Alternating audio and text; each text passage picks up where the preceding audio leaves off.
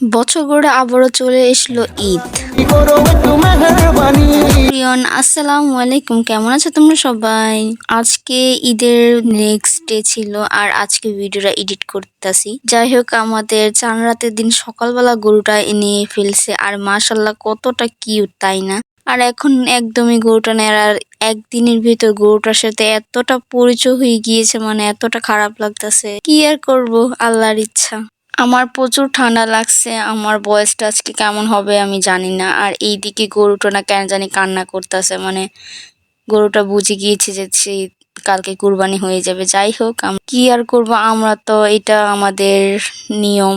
যাই হোক, এখানে গরুকে খাবার দিতে চলে আসলাম আর তার ভিতরে রাত্রে মানে মানে এত মশা মানে ধরছিল, তারপর আমি গুলুপ দিয়ে দিলাম। আর এইদিকে রাত্রে 11টা বাজে আমি মেহেন্দি দিতে বসলাম আর প্রায় আমার 2টা বেজে গিয়েছে, মানে 3-4 হাত দিয়েছে, আরো বাকি ছিল ওইগুলো ভিডিও নিতে মনে ছিল না। আর ওই দিন আম্মু আর বড় বোনের নারায়ণগঞ্জ গিয়েছিল আর আস্তে আস্তে তারা 12টা বাজছে আর এখন প্রায় 2টা 10 বাজে আর এখন আমি মানে ঘুমাতে যাব।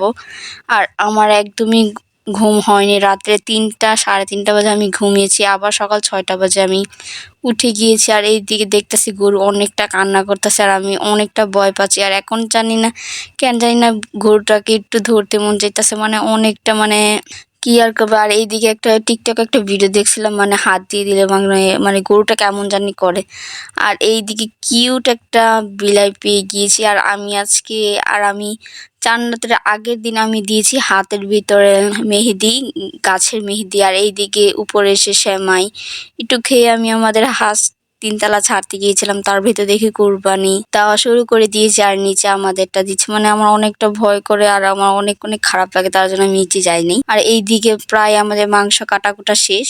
এখন আমাদের ভাড়াটিয়া সমাজে মানে আরো যাদের যাদের দেওয়ার সবাইকে দেওয়ার পরে আমি একটু উপরে আসলাম আর এখন কোকা কোলা খাচ্ছি। কতটা বড় লোক হলে এটা খাওয়া যায়। যাই হোক, আর এইদিকে আমাদের উপরে নিয়ে আসলো মাংস, এইদিকে আবার অনেকটা প্যাকিং করতে হবে আর আমি হাত দিয়ে ওই সময় না মাংসটা ধরতে কেমন জানি লাগতেছে, তারপর পরে আমি প্যাকিং করছি, মানে এইগুলো আমি মাপছি। আর এইদিকে বলতেছে আমার মেহেদির কালার আর মাংসর কালার এক হয়ে গিয়েছে, তাই না? আর সবচেয়ে বেশি একটা কঠিন কাজ, মানে যেটা খেতেও মজা সেই কঠিন কাজটাই আমি করছি। মানে এখানে 2জন মিলে করা হয়েছে। আর এইদিকে ভুড়ি পরিষ্কার করতেছি। ভুড়িটা খেতে অনেক মজা, খেতে সময় লাগে না, করতে অনেকটা বোঝা যায় কষ্ট কাকে বলে। আর এইদিকে আমি খিচুড়ি খাচ্ছিলাম, মানে খিচুড়ির মাংস দেখাতেই মনে ছিল না, আর শুধু খিচুড়ি। আর এইদিকে আমার অবস্থা, আমি এইগুলা পরিষ্কার করে আমি 6:30 বাজে গোসল করে এসে আমি এখন ফ্রেশ হয়ে নিয়েছি। আর এতটা সারাটা দিন পরে এখন রিল্যাক্স লাগতেছে। আর আমার হাতের অবস্থা দেখো, আমি ওইগুলা চুল নিয়ে নিতে হয় আর এইদিকে আমার হাতের অবস্থা মানে।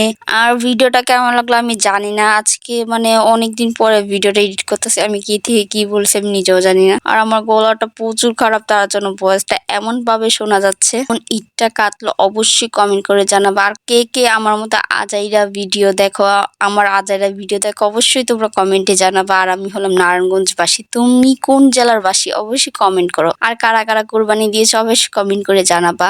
আবারও বলছি সবাইকে ঈদ মোবারক, ঈদ মোবারক। আবার 365 দিন পরে আবার ঈদ পাবো ইনশাল্লাহ। যাই হোক, সবাই ভালো থাকবো, সুস্থ থাকবো, সবাইকে অনেক অনেক ভালোবাসা রইলো, সবাইকে আল্লাহ হাফিজ।